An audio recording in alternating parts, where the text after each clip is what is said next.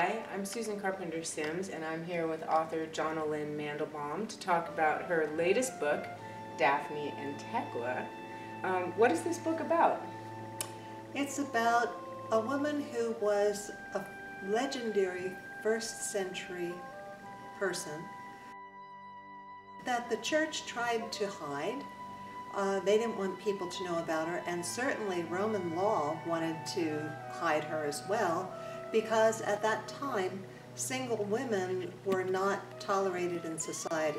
You had to be married with children, and that wasn't the direction that Thekla saw her life going. So she encountered social condemnation, and then in the early centuries of the church fathers certainly did not want women knowing that Paul called her an apostle.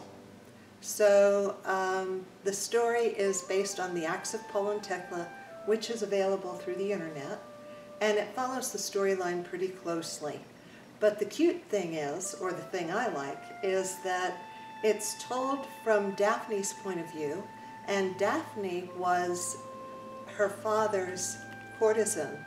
At the time, Greeks had a system where there were women called hetaera. And hetaera were unmarried women, a professional category, multilingual, well-versed in politics and social issues. So this is told from the point of view of Thekla's father's courtesan, Daphne. Well, that sounds fascinating, but I'm very curious, how did you get interested in this Thekla person? Decades ago, in the 1980s and 90s, I used to teach in the schools of mission for the United Methodist Women.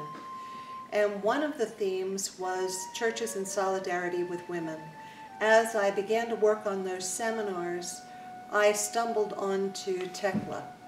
And I could never get her out of my mind because no one ever talked about Thekla. And so she's always been there in the back, just waiting until you encouraged me to write about her. And the rest is history. I should probably clarify that I am JonnaLynn's editor. Well, is this a book that's just for church people? Heavens no. In fact, I'm not sure church people are going to like it. They might. My research prior to developing the book went into what the Aramaic themes were during Jesus' lifetime and immediately afterward. And he would have spoken Aramaic. And the way Aramaic is translated, you get different themes. So you talk about our Father and Mother God. You talk about spirit as being her. So some of the things that I've deliberately used because of the time period of Thekla's life are not at all common knowledge in the church today. So I don't know what their reaction would be.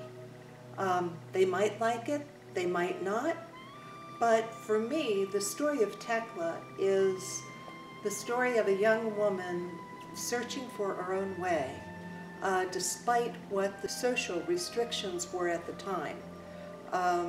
So she rises above everything really to find her own way.